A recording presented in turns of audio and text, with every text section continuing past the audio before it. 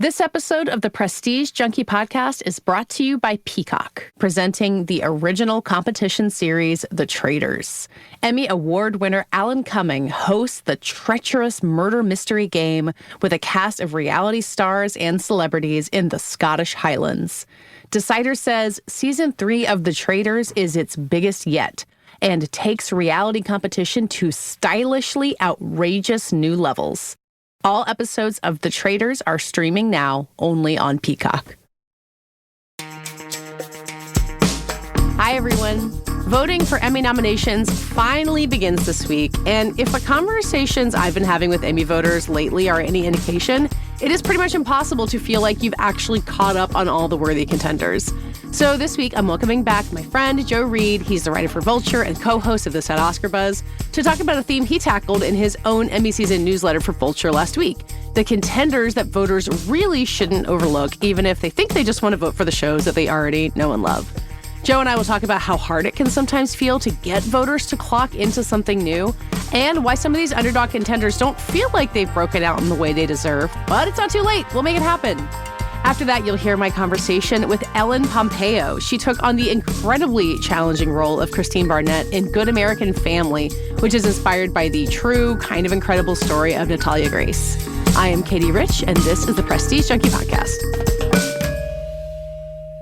Hello, Joe. Congratulations on one Emmy finish line. Not all of them. We have many months to go, but one of them is at least in sight. The TV season is finally over. So, how many hours of television do you estimate you've watched in the last week as of this conversation? I don't even know about the last week because it's just like the last few months has been. I have my little spreadsheet of TV catch up, and I can like literally tally up all the hours that I watched. I can probably give you a pretty accurate number, and it would be terrifying. So yeah, I've seen your spreadsheet and mine, and you are much more detailed than I am, because it really is like it's a checklist. It's an obligation thing, even for us who we do these shows because we like this stuff. In theory, our job is just to watch all this stuff, unlike actual Emmy voters. Yes. But there comes a certain point where you're like, oh, there's another limited series that I didn't even know about that I got to watch. My Lord. I will say in the last week, when I was preparing my latest newsletter, I did adopt the Katey Rich method of dipping into a show for a few episodes to, feel like I'm familiar enough, and then dipping into the next show and sort of feeling like you get a pretty good survey of, the shows that way. And then I can... Just so you know the gist, who the supporting actors and the Penguin are, even if you haven't necessarily finished. Maybe the Penguin's one that you finished, but you get the rundown. Yes, exactly. I dipped into...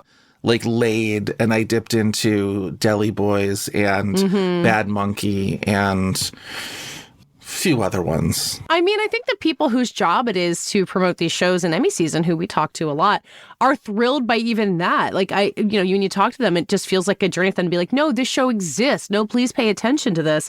Especially when it comes to those top comedy and drama categories where you've got, some really obvious, really loud contenders that no one's going to go into voting for Drama Series Emmy without knowing that The White Lotus is eligible for it. But there's so many other ones that to be frank, they probably would like better than The White Lotus if they actually knew that it even existed, much less remembered to vote for it. I imagine it's a very easy formula to go mad, which is you have so many of these entrenched contenders in your best series fields, and yet with 8 nominations, it also must feel like, well, we should be able to crack top 8. You know what I mean? So it's just everything seems possible, and yet there's also this impenetrable wall of there are 5 dramas that are not budging, and there are, probably equally 5 comedies at this point that are not budging. And so you're fighting for the last few slots, but those last few slots can often seem super wide open. Yeah, and that's even in a year that in the drama race, at least, where there's not an incumbent. Shogun is not eligible this year. It's not like when,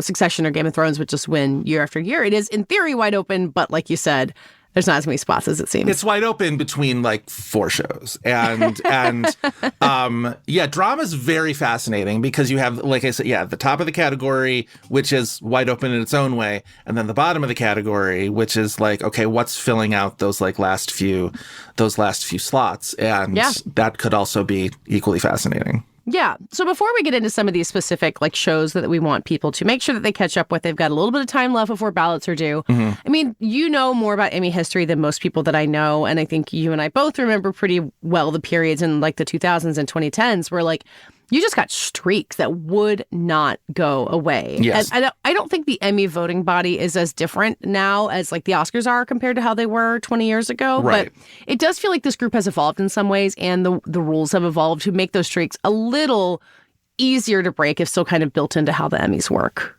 Yeah. I mean, I always say about the Emmys, like, voters are just sort of people, and people watch television. TV is much more of a habit type of activity than watching movies. I think it's much easier, to have people be a little more adventurous with movies because every year is new, every year you're watching new movies. Whereas with TV shows, you know what you like, and already watching the shows that you already like takes up a whole lot of that time. Yeah. So it's very much a matter of trying to sort of convince people like, oh, well, if you're into this type of show, like maybe, step a little bit more outside. And one of the shows that I talked about in my newsletter was The Acolyte. And I was literally like, am I confusing the issue? Is it already enough that we're trying to get people to watch Andor and sort of like recognize how good Andor is? Like, am I just sort of like, am I muddying the waters by bringing up The Acolyte? And yet, like, that's a perfect example of a show that like was earlier in the year, so everybody's forgotten about it, was not extended to a second season, so there's every reason to sort of drop it. And I look back, that air of failure around it, regardless of how fair that is. Right. And then I was just like, okay, but like, I thought it was a really good show. I especially thought somebody like Manny Jacinto was so good in that supporting role. And it's like, talk about, pulling teeth, trying to get Emmy voters to pick out individual performances from shows that don't really have a presence elsewhere on the Emmys list. It's just like, that's a tough needle to thread.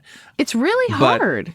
It's hard. Well, this was sort of the task that I took that I took up, where I was just like, I know I'm pushing a boulder up a hill here, but like, we're in the last week of eligibility, so let's, see what I can do. Well, is there also the thought of like, are you throwing your vote away? If like, you really love totally Slow Horses and you want to make sure it gets into drama series and you know that it has a chance and maybe a better chance than The Acolyte, like I don't know how many people vote strategically in that way, but I feel like, even with my Critics' Choice ballot, I have that thought process being like, there might be something I love more. Yeah. But I think what you're saying is like, even just give your attention to it, even just like widen the aperture of what you think is possible, and it might change the way that you think about this stuff. Exactly. You look at something like AMC's Interview with the Vampire, which AMC is not what it once was. It does not have sort of the Emmy cachet that it once had with Mad Men and Breaking Bad. They kind of, pivoted so heavily towards like The Walking Dead, and their vibe is different. But Interview with the Vampire is one of those shows that like quietly just like kicking ass in its own little corner. This is where I haven't watched it, but like my colleagues have done some interviews for it. I know you have, but like the people who watch that show, like the point that you're making, like they're like, oh my God, you have no idea how good this is. It's a really incredible adaptation. And literally for my other podcast, we recently watched the movie Interview with the Vampire, which is amazing in its own way, in its own sort of like 1994 way. But like the way that the TV show sort of like steers into a lot of the things that the movie sort of like, teased around. Well, it's just like way more gay, right? It's like, way more gay, it's but Pride it also Month, like, Joe, we can say out loud the Interview with the Vampire is super gay. It's super gay and it's super sexy. And it's also though, like it changes the main character, like the main character is black. And so it changes so many of the, sort of aspects of, especially early on in that show, with, them in New Orleans and whatnot. And it's really incredible. And that's one of those things where it's just like it kind of exists in its own little bubble partially because it's AMC, partially because it's like gay and violent. And so I imagine it's sort of, the prestige of it sometimes feels like, oh, but like that's the show that's just like hardcore fucking and killing. Well, it's like Outlander, I don't think is especially gay, but it feels like a similar kind of spot where it's like, here's this show that's on a network that's not as like entrenched in Emmy thing that like,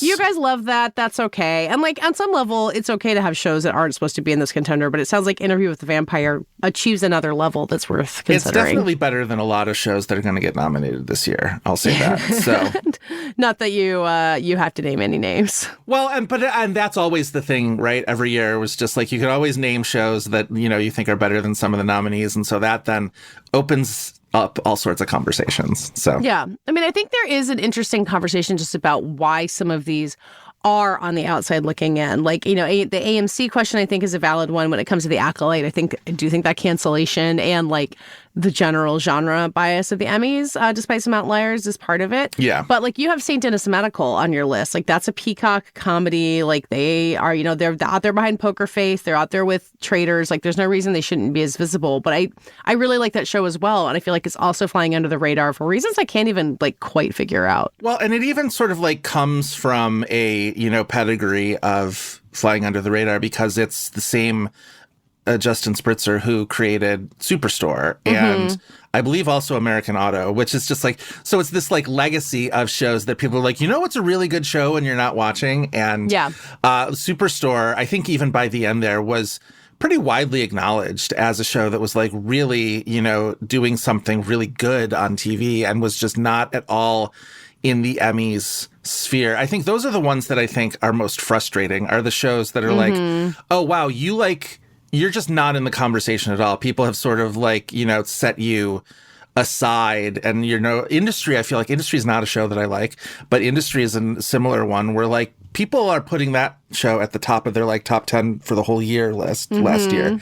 And it's just not a concern for Emmy voters at all. And it's just like, oh, okay, like some shows are we're just not going to put them in that realm. And it's on HBO, which like you kind of always thought that HBO shows had like an automatic seat at the table. But Somebody Somewhere is doing a similar thing as an HBO show. Somebody Somewhere, which is another show. It's, ended after 3 seasons. So it's very tough to get people to sort of get behind a show that ended months ago.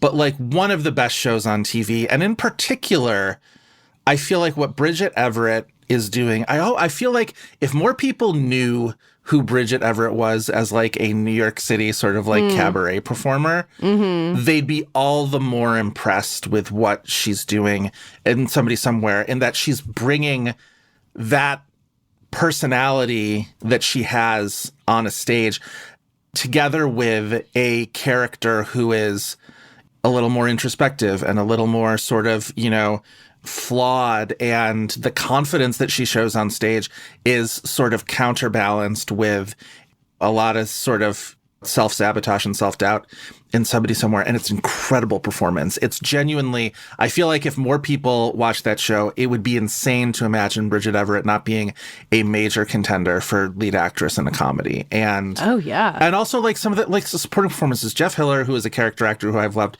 forever. If you've ever seen the 30 Rock episode with Matt Damon where they're stuck on the airplane, Jeff Hiller is the flight attendant who like hates Liz Lemon. Don't forget Jeff Hiller also in the 30 Rock episode with the reunion where he is the desk clerk at the hotel where Liz and Jack get stuck. So a didn't rare even clock that. Double role on 30 Rock for Jeff Hiller. That's incredible. In addition to his many other accomplishments. So like he's incredible on that on Somebody Somewhere. So it's again, that is definitely a show that people really love evangelizing because, if you watch it, you really dig into, how special it feels. Well, we also, in the last 10 years or so, I think have gotten really spoiled by the Emmys in some way because being a TV fan, or like a fan in the early days of peak TV, was about being like, well, Friday Night Lights is great, but it's too good for Emmys, you know? Or like The Wire, like never won an Emmy. Like it was just the expectation. And with the Oscars too, like you and I are, fans of both awards processes. Like you just know that there's some stuff that's not going to get on their radar. Yes. But the Emmys have evolved along with TV in the last few years. So you can be like, look, Shogun deserves all of this and they actually get it. But there's just always going to be something that's going to break your heart in that way. Yeah, I think some shows, I tend to comfort myself with the idea of that it's just a numbers game, that with that many people voting, certain things are not meant to sort of accumulate a mass, a critical mass in that way, that they are a little more niche. They're a little bit more esoteric. And again, this is why I feel like the antidote to that, I think sometimes people are like, what changes can we make to the rules? What changes can we make to the, whatever. And it's just like, it's just a matter of getting people to watch more things. It's just, that's the only thing you can do. That's the only variable, is just sort of like getting people to watch more things and have it be your thing that they're watching. Yeah, but that also doesn't explain what's going on with High Potential feeling like it's a little bit on the bubble, because this is a hugely popular show. It's been like one of the big network hits of the past year. And, I just did an event with them in LA. So I guess I'm, going to check my bias there somewhere. But it does just feel crazy that where we're like, well, Kathy Bates will win the Best Actress Drama Series. Like, that feels like a guarantee. Like, why is Caitlin Olsen not being given that same level of consideration? Well, particularly at a time when Caitlin Olsen is... she's on Hacks in a sort of guest performer role, where every season she'll show up for like 2 or 3 episodes and knock just, it out. Burn the house down. She's amazing on Hacks. I did a binge catch up on Hacks, so I can't remember whether her doing the roast of her mother was last season or this season. Last season. It was last season. I don't know how she didn't win guest actor for that. She's so funny in that. And then also she's on It's Always Sunny in Philadelphia, which is a show that, again, Emmys never gravitated towards, and she was always so good on it. Has it never been nominated at the I'm going to look this up while we're major. talking. No. Yeah, I mean, it's like, it was like it premiered in like a different lifetime. It'll be very funny if any of those performers get guest actor nominations for their Abbott Elementary crossover episode, because all of a sudden now they're on a show that does have an Emmys profile. Okay, hang on. Here's some Emmy trivia for you. It's Always Sunny in Philadelphia has been nominated 3 times at the Emmys in the same category all 3 times. And I don't think I'm going to make you guess, because you're never going to get it. It's an outstanding stunt coordination for a comedy series. That's incredible. I don't know. This was in 2013, 14, and 15. So I don't know what they were up to that made stunts so visible. It's probably a good window into It's Always Sunny in Philadelphia that is the Emmys category that they've done well in. That's so funny. Yeah. And no, it's like this idea that you can be such a standard of what's on television that you kind of start getting taken for granted in some way. And Abbott, in a smaller way, feels like it's getting into that position. I think it's going to get nominated in plenty of places, but it does feel like it's been on for long enough. It's been consistent. Its charm and its purpose is in its consistency, but it's not like Only Murders, which is we went to LA, we have all these new stars. Abbott's not going to be able to do that kind of thing, so it runs the risk of everyone being like, oh yeah, I forgot it was on. Oh well. Well, and then the other, if you'll allow me to pivot for a second, the other sort of consideration that I have is these streamers, particularly Netflix and Apple, which feel like they are throwing a lot of show at you, and it then becomes somewhat of, from an end user perspective, I'm like, okay, well, why are these Netflix shows considered contenders and these Netflix shows are just not even talked about? And I don't think that's entirely the case with Black Doves, because I do feel like people are talking about Black Doves, but the degree, the gulf between how much I loved that show and what its Emmys sort of prospects are is decently significant. I feel like it's crawling, it's sort of trying to scratch out that last nomination in a few different categories. Because it's in drama, because it's coming back. It's coming back, which I'm not sure exactly in what form it's coming back. It's sort of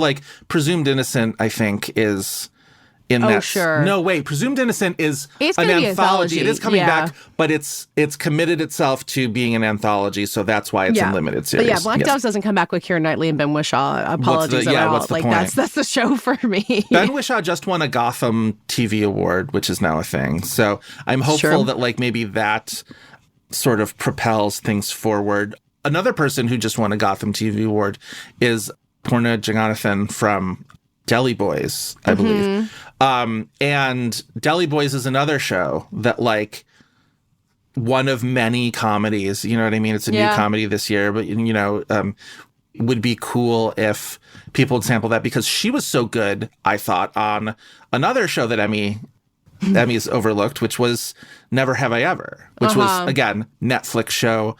That teen and or is that college? Never Have I Ever? Never Have I Ever is high school. She's in her later high school years. I feel like high school shows are just always such a tough sell for awards, and which always is not have been. fair. I mean, TV's made of high school shows. That's why My So-Called Life was such a rarity that Claire Danes got a nomination for My So-Called Life, because it was very hard to get, high school shows to be nominated. Yeah. To go back to Black Doves for a second, I've been really pondering this, and I talked to the Netflix Awards people plenty of times, and if you talk to them, they'll be like, "Oh yes, Black Doves, it's on our slate," but it's not getting the visibility of so many other ones. And I went to an event for Nobody Wants This at the Academy Museum in LA, and they had a reel ahead of time of all of the Netflix contenders, and I was like, "Are they even going to put Black Doves in this thing?" And they did. It was right there. It was a very a nice clip of Keira Knightley and a she duck getting covered in blood.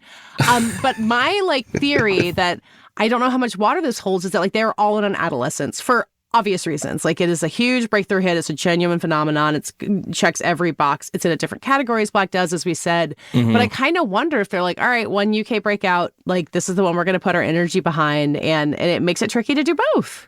Which is funny because they're in different categories. And I'm I like The Diplomat. I think The Diplomat is a hoot of a show. It's very fun. It's odd to me that The Diplomat is so much better positioned for Emmys this year than Black Doves is. Well, it's kind of already in the club, and it's got Allison Janney, who I saw on multiple FYC billboards while I was in LA. They know. Miss. No, she wins Emmys whenever she shows up. Well, she's also leveling up. She's only in 2 episodes of The Diplomat this season. So she, by all rights, should be very easily ensconced in guest actress. And interesting. They're I didn't submitting put that her together. in supporting. Wow. Because you can do that. You just can't do the reverse. You can level up. You just can't scoot your way down, which is what Alexis Bledel found out this week. Yeah, I thought that was fascinating. Do you want to explain? I mean, I know we're not doing Handmaid's Tale, but I think that guest actress thing is fascinating. It is. So Alexis Bledel is... The new rule is that if you were nominated previously in a supporting or lead category for a show, that you cannot subsequently be nominated as a guest actor, which is also the reason why Meryl Streep is in supporting for Only Murders this year and not guest, because she's greatly reduced on Only Murders this year. But and I think it's one of those things where it's it allows the guest categories to be a little bit more open to actual guest, a more a guest performer as you would more classically consider it. Everyone who showed up on the studio all season. Right, exactly. Sarah Polley, please give her an Emmy Award for the studio. That's all I want. Alexis Bledel, having been previously nominated for supporting actress for The Handmaid's Tale, is not eligible. And she's one of those people who I think she started off as a guest actress.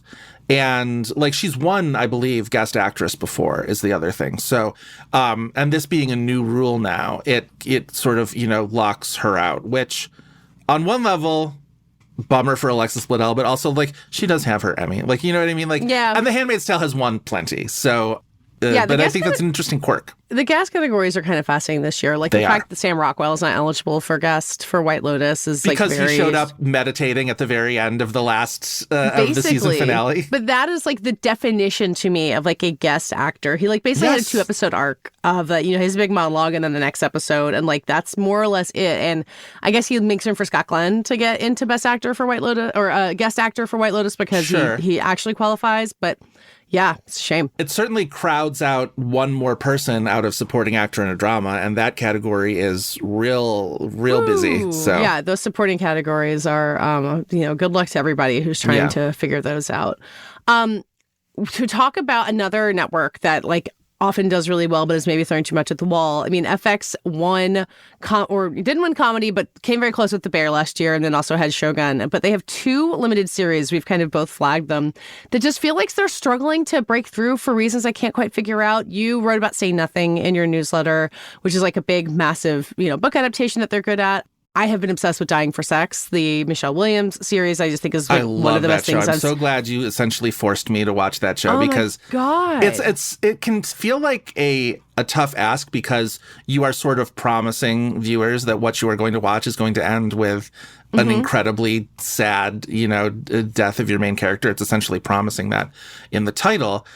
But what a wonderful show. And now I am so insanely, Michelle Williams is a phenomenal actress, but I'm so insanely Jenny Slate-pilled. I can't even express it. She's so good. No, they're incredible in it together. And I talked to Liz Merriweather and Kim Rosenstock right around when the show came out, an event we did in LA, and I was just so high on it. And I just feel like I guess people struggle the same way you did of being like, I don't know if I want to watch this, and didn't have me like beating down their door, making them do it. Like, right.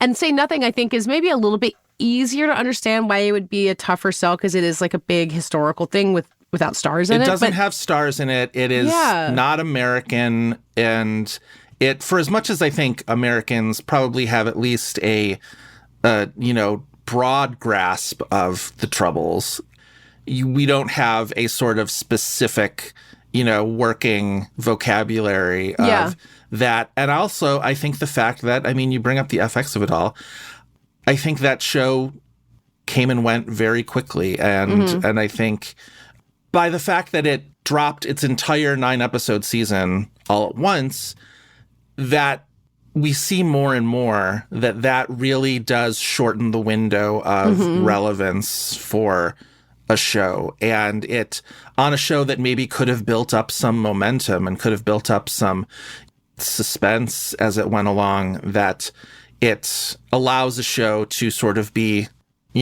brushed aside a little bit in a way that is frustrating. We're going to have another interesting round of conversations about, drawing your story out week by week, which I guess applies more for like drama series than limited usually, because limited is kind of meant to be like one self-contained thing. But like in the drama series race, The Pitt, Severance, White Lotus, Last of Us, Andor all benefited enormously from dragging that story out. Yes. Andor is an interesting case in that, like, it dropped 3 at a time. 4 drops of 3 at a time, which to me usually made for... so stupid, but works for Andor. Well, because of the way the season was structured, it made it kind of thrilling, because each 3-episode arc was its own little arc.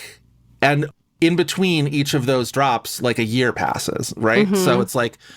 It's kind of masterful in terms of like, okay, if you are going to deal with a release plan that is going to be multiple episodes at a time, that's almost like, all right, well, we're just going to make it work for us. And that was pretty incredible. I think a lot of people have Andor on their list of like predictions for drama series thing, but I kind of almost feel like it qualifies for what we're talking about here. Like I still worry that there will be plenty of people who are like, Star Wars show, no thank you. My thing with Andor is, I do feel like it is pretty well positioned to get a best drama nomination.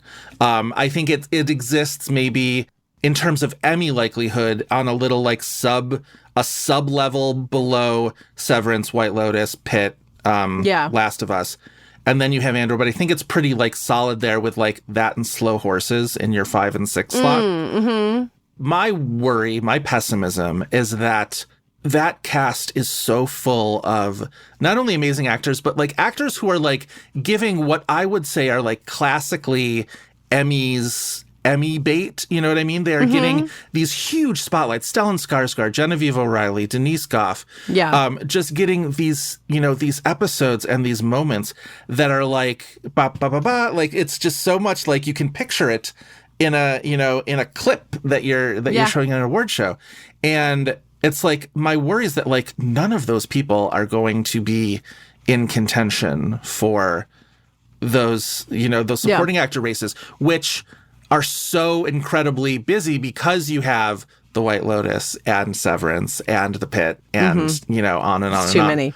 It's a ton of people. And Catherine Hunter, I think the rules prevent her from rolling her Black Does and Andor performances in together into one terrifying matriarch. Yeah, exactly. She's incredible at it. I don't think I've said this on the air. Maybe I said it when Chris and I talked about Cannes, but my prediction is Stellan Skarsgård gets snubbed for that Andor performance, but then rolls right into winning an Oscar for his Cannes movie. Whatever works, man, because he deserves a trophy this year for something. Yeah. As we get to wrapping this up, and we'll have plenty more to talk about Emmy season, like talking about this makes me feel like there's a lot of good TV out there, which is not always. There's plenty of stuff that you slog through and you feel like, oh my God, everyone was doing the same thing. But this is making me feel just optimistic that despite all the, reports that TV is just getting boring and procedural, that there's so much good stuff here. The thing is, and it's, it's what we've been talking about this week. It's just, you have to do a lot of sifting. You have to sift through, a lot. There's just a lot of, I'm not going to say like detritus or whatever. It's just, there's a lot of show. There's a lot of shows out there. There's a lot of, even among, specific networks and platforms, there's a lot of show. And it's just a matter of like, oh, okay, well, Netflix isn't really pushing The Residence as high as it's pushing other things, but like, I really loved The Residence. And so, same.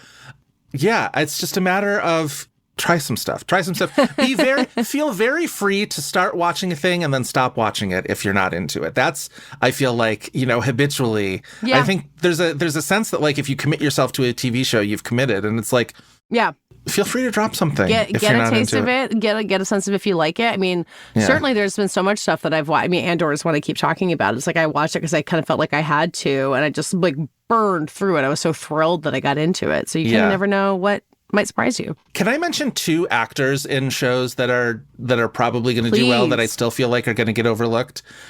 Not to be like the older white man whisperer here. David Rash on Dying for Sex and Ted McGinley on Shrinking are... Oh my God, yeah, both of them. Both of them. Ted McGinley's became shorthand for like, sort of, it was on a bunch of shows that just like didn't do well or whatever, but like over the years, he's become a really fun utility player, and they use him so well on Shrinking. Yeah, he just unfortunately has a lot of competition from within Shrinking. Within his own show, exactly. But like he plays Kristen Miller's husband, who through the first season or 2 is the joke about him is that he's kind of like there but not there. But he ends up with, a couple of really good moments in this most recent season. And then David Rash, who, if you watch Succession, Carl on Succession, one of the, sort of minions, he did great things in cable in the 90s. That was my thing about Carl. Every time that Jerry was just like, listen, Carl, you did great things in cable in the 90s. But he plays the oncologist, doctor, some kind of doctor in Dying for Sex. And he's another character who like starts off as this sort of like stock figure of, he's this buttoned up doctor who doesn't get it. Well, you kind of wonder why he's there at first. It's like, why would you cast David Rash in this role? Right. And he becomes like sort of like part of the gang in a way by the end, in a way that like his last moment on that show made me so emotional. Yeah. It's such a journey. It's a real journey. So again, justice for those white men of a certain age. When will they get their due? We'll have a whole episode dedicated to that next time you're back on. White men, older Wonderful. white men, when we pay enough attention to them. My new thing. Yes. Until then, thank you for being back, Joe. And everyone should read your newsletter about Emmy stuff. We'll be in our newsletter arms race of who can capture the season best, or we can just keep working together, which is, I think, the way we like it best. Yes. Thank you, Katey. We'll be right back in a moment with my conversation with Ellen Pompeo.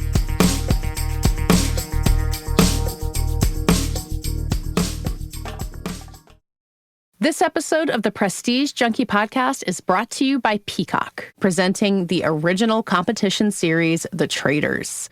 Emmy Award winner Alan Cumming hosts the treacherous murder mystery game with a cast of reality stars and celebrities in the Scottish Highlands.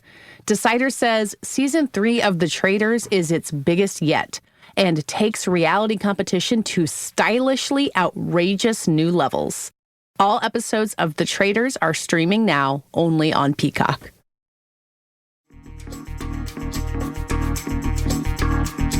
Now let's hear my conversation with Ellen Pompeo. She is the star and the executive producer of the Hulu limited series Good American Family.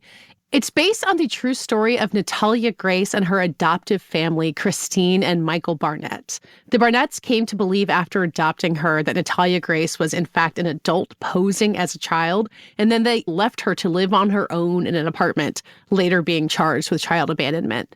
It is a really heavy story that has been told many times in other parts of the media, including a docuseries.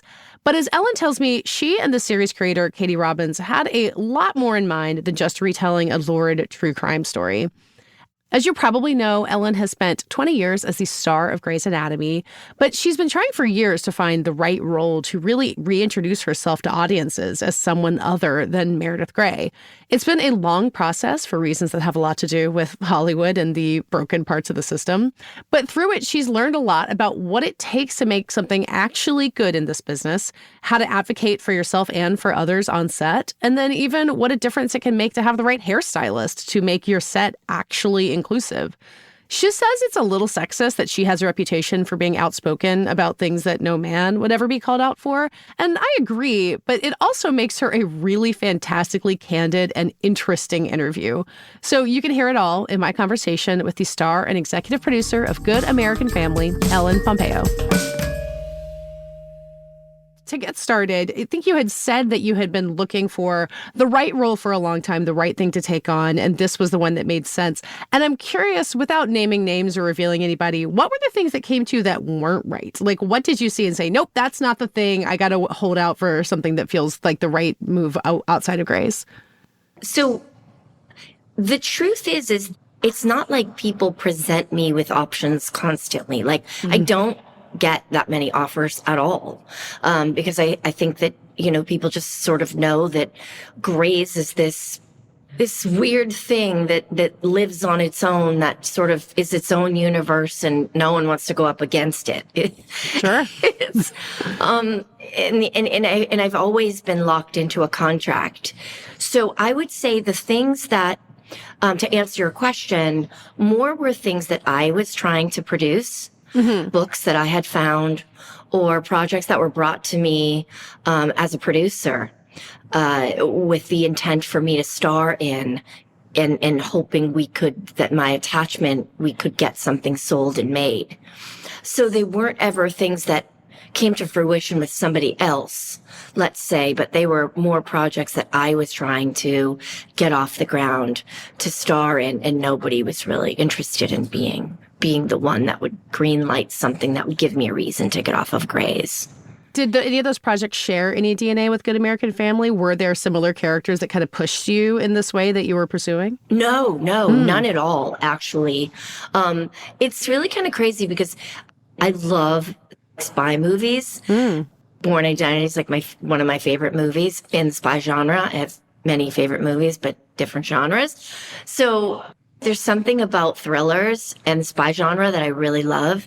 And so I think a few of the projects that I've tried to get made are probably more in that genre, I would say. And, that's harder for people to envision me in something different, which I think is why doing this part was helpful and something I had to take a crack at, because it's my job to sort of help people be able to see me as something completely different. I love that your spy movie might come next. Like, that's also really far from Christine Barnett. That's like a whole nother transformation. It's true.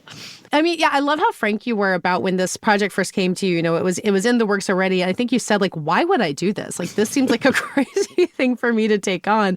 And it's cool that you were able to overcome that and then come into seeing the reason to do it, because there's a gut instinct thing that it's sometimes hard for us to trust ourselves. So how did your gut take over and say, this is the thing that will help me change, tell me do what I'm trying to do? Well, it's two things. I think I'm really good at listening to the people around me, because I definitely know what I don't know, and I don't necessarily always have the best ideas or the right opinion about things, because acting, it's like we're using ourselves, we're using our face, our voice, our body. So your perspective is really ego-driven. So I find it helpful for me to sort of look to the people around me. I'm very lucky. I have like a really great team of really close people who I've been with for over 20 years, who I really trust, and I know they care about me and want to see me win. So I would say listening to them was the first thing. And then listening to every other actor who's ever done an interview and said, like, you got to do things that scare you. And this definitely scared me. So I think just like trying to get out of my own way and get out of my own head and not be ruled by ego.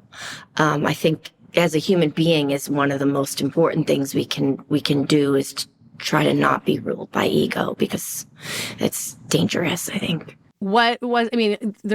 Christine Barnett is such a complicated character. Can you think of what part of her really made you have to set your ego aside? Like, it's not like you're putting on crazy prosthetics or anything. It still looks like you, but there's a lot of things that you have to embrace as part of you to play someone this kind of complicated and hard to look at sometimes. Sure. I think the most glaringly obvious thing is that she's a child abuser. Yeah. Or allegedly a child abuser. Sure. Covering my ass there. That is a pretty scary thing to portray on screen, and being that I have 3 children. Yeah.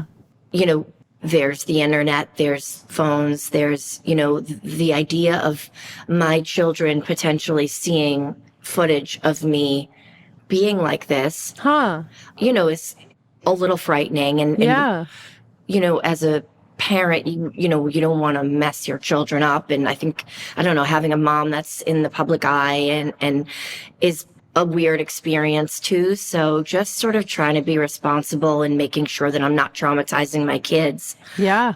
Well, so you're talking about your team that kind of pushed you to do this, and you've got those people surrounding you. But to do this, you're building a bunch of new work relationships, which is also a newer experience or something you hadn't done in a long time. So what was it like getting back into that, of finding new people who you want to work with, to put your face on something, say, these are the people who I want to work with to get this show made, and using that muscle again?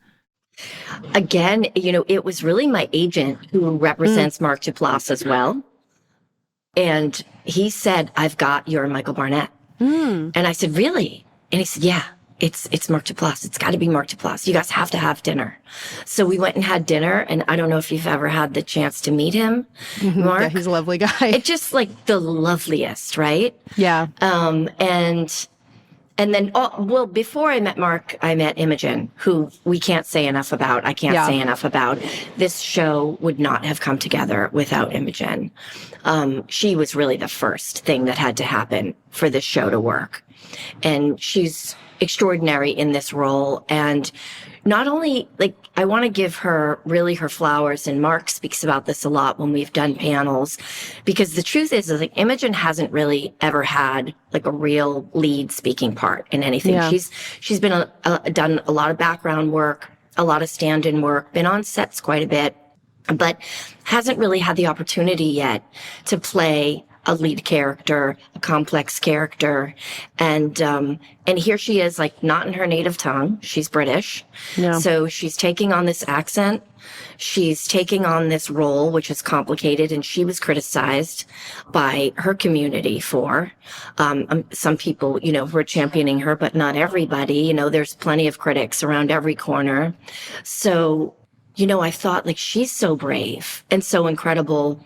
And I knew she would help us tell the story authentically, and she would keep our eyes open to what blind spots we would have about telling this story. So she was really the gift that I needed to be able to feel very safe doing this. And Katey Robbins, also the writer, who's extraordinary and a real empath and a thoughtful person. Those two were the 2 first pieces.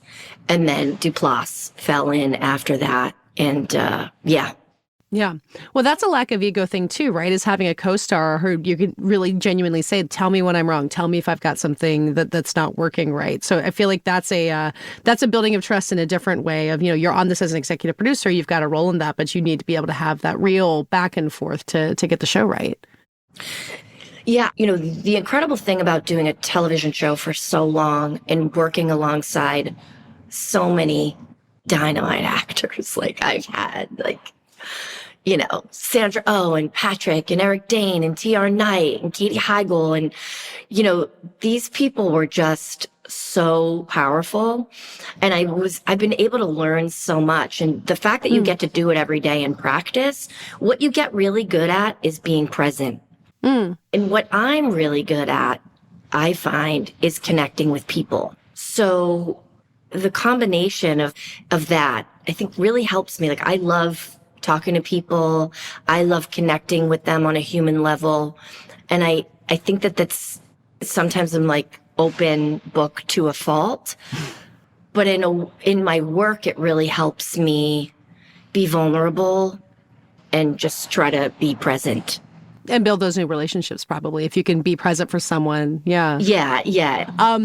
So then how does that work as an executive producer also? Because, sometimes I've talked to actors who work as EPs as well, and it's you're a bridge. You're on the cast and you're also behind the scenes, and you're kind of connecting in that way with everybody. So on this show, how did that role work for you? How did you, build those connections among everybody? So there's obviously like a lot of producers, right? So to identify your role, like how can you be most helpful, I think is first what I did. And also from my background of what I try to do on Grey's or on Station 19 was like, how can I sort of be a voice for the actors?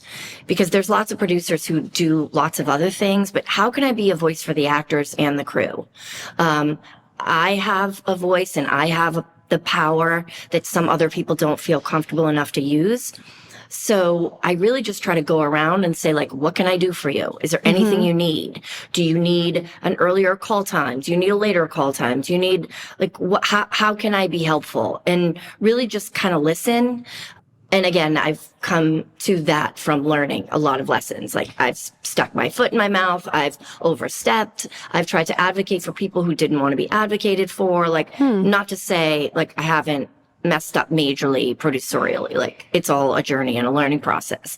But that's how I function in this particular role, how I function was, and then the other blessing that I've learned is really how to have an inclusive set. A lot of, I think, sets think they're being inclusive. You know, schools think they're being inclusive. Lots of different environments think they're being inclusive. And they really still can do so much better. And that too has been, you know, a learning journey. I didn't walk out saying like, you guys can do better. Like I've been taught.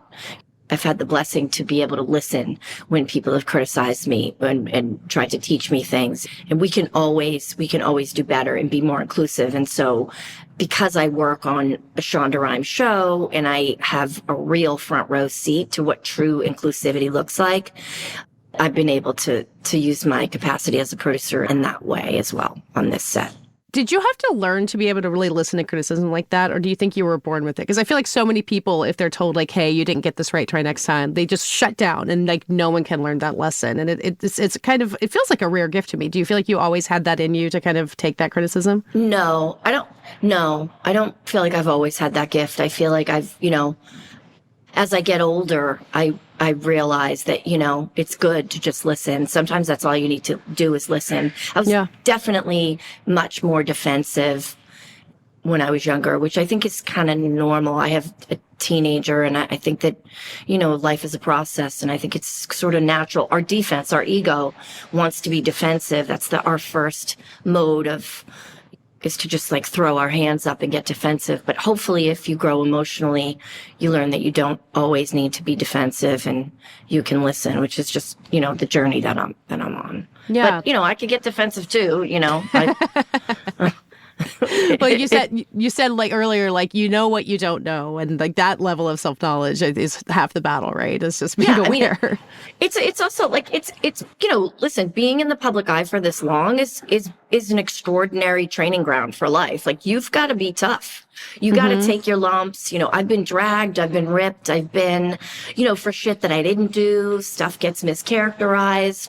I've got this moniker now of like an outspoken woman, which is like, ooh, she's outspoken. So it's like everything I say somehow gets spun into some like conflict or some battle that I'm having, which I find is pretty funny. Like anytime a woman speaks up, she's kind of being outspoken. Yeah. It's like, do they categorize men as outspoken when they just fucking say what they think? Yeah. Well, you've been so, like, the way you talk about not just advocating for yourself, but encouraging the people you work with to advocate for yourself, like knowing if you're number one on the call sheet, that like everyone else kind of below you needs to have that encouragement too. Have you seen changes in how that works? Do you think people are advocating for themselves more than when you got started? I feel like sometimes we say it feels like it's changed, but then sometimes it feels like we're taking 10 steps backwards. Like, how is it looking from your perspective? I can't really speak for other people, how they feel things are, but I would say one thing that I think I've noticed is Black women, or women of color, women with textured hair, feeling like they can speak up now more about their hair person and making sure they feel comfortable about their hair and makeup. Maybe it's the older girls who are more confident and have been in the business a really long time. But I still think, you know, a lot of producers still don't get it, still don't realize their comfort level.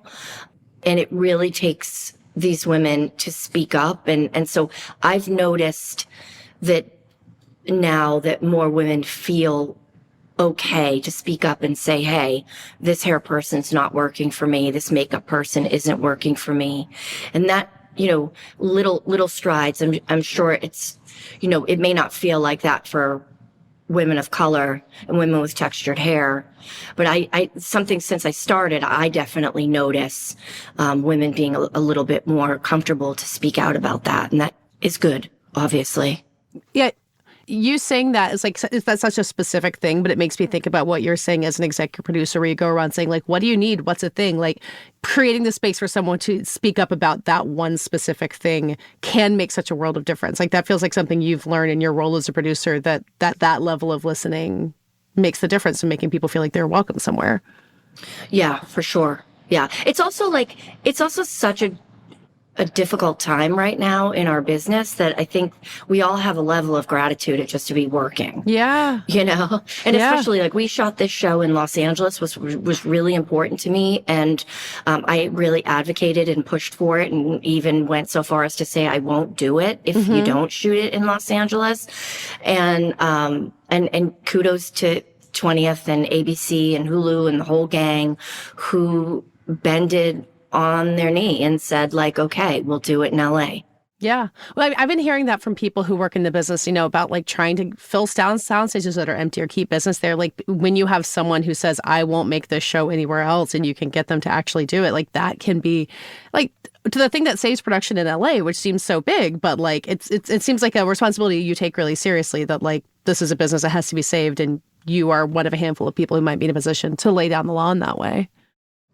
Yeah, I mean, you just try to help where you can. You know what I mean? Yeah. I try to like take everything with a grain of salt and not flex too much, but flex enough. And it's a tightrope to walk, and you try to stay humble and speak up when you can and shut up when you should, and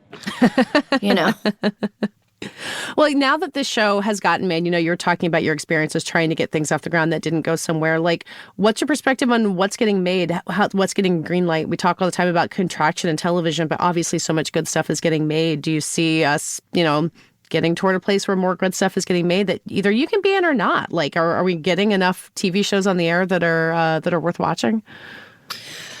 I mean, I think there's amazing TV on the air. If I'm being quite honest, I think right now what I'm noticing, and I'm not the only one, is noticing a green lighting of shows that are gearing more toward what they believe the political climate is nurturing.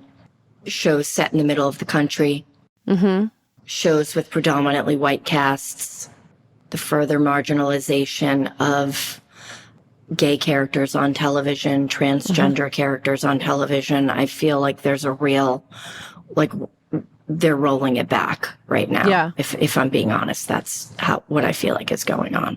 Yeah. I mean, obviously it's not up for any one person to push back against, but it feels like in some way just saying it out loud and making it, people aware that this is a trend that they can't continue is something, right? Like, because otherwise everyone kind of gets away thinking like, oh, it's just what people want, but that's not necessarily true. Okay. So to get us sort of wrapping up, I think you've said you don't know what's next for you. I know we talked about, spy projects or whatever else could be there. But, having done this and gotten this project to where it needed to be and seen the reception for it, like, what kind of wind does that put underneath your sails, and what turns what you can do and what you feel like you can put out in the world for yourself or just in, in shows or movies that you want to see get made? Well, it's definitely energized me. I've said in the past that I don't know if I want to continue acting or, if I just want to sort of go raise goats or something.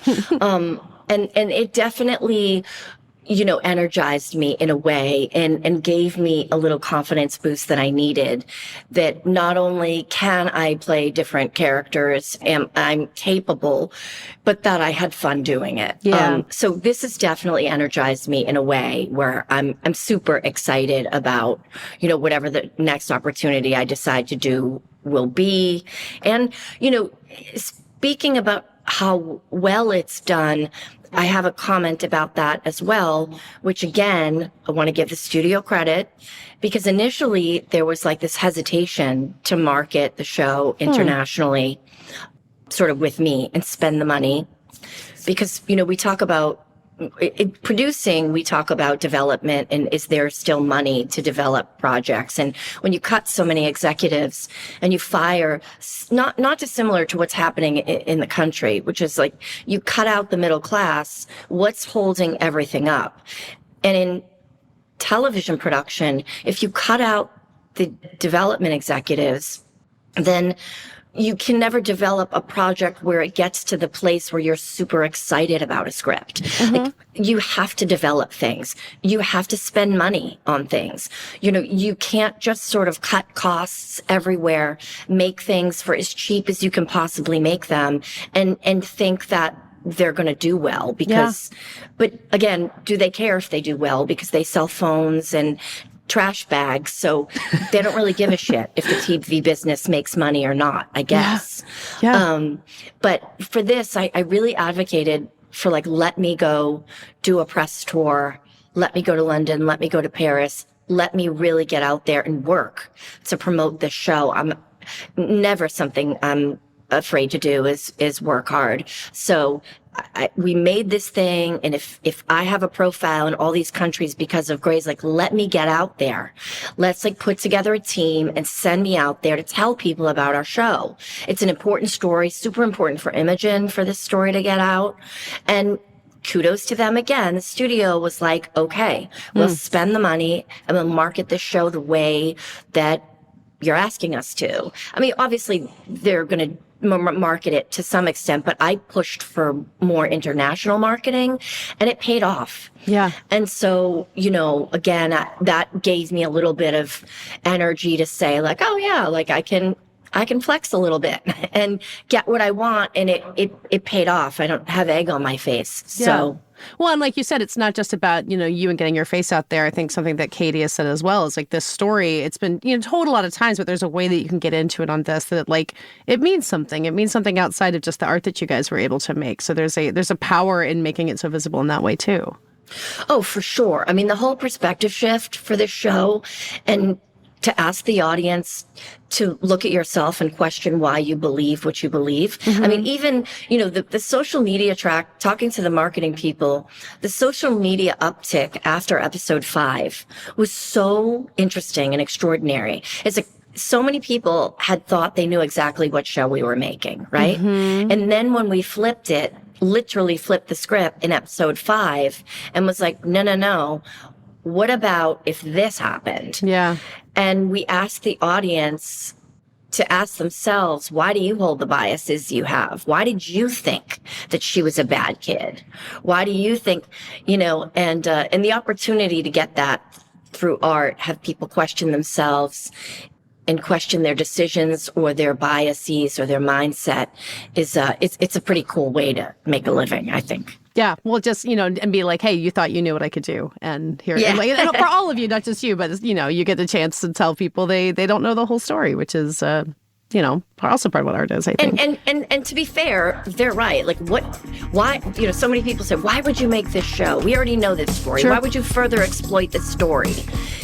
And then it's like, okay, well, just wait, give us some credit. We're smarter ladies than this. Like, we have a reason why we're telling this story. Yeah. That does it for today's episode. We'll be back again this weekend with more special bonus episodes as Emmy season rolls on. This podcast is edited by Brett Fuchs and produced by Brett Fuchs and me. Our theme music is by Dave Gonzalez. Thanks again to my co-host, Joe Reid. Subscribe to the Prestige Junkie newsletter at theankler.com and subscribe to this podcast on Apple, Spotify, or wherever you get your podcasts. We will see you this weekend.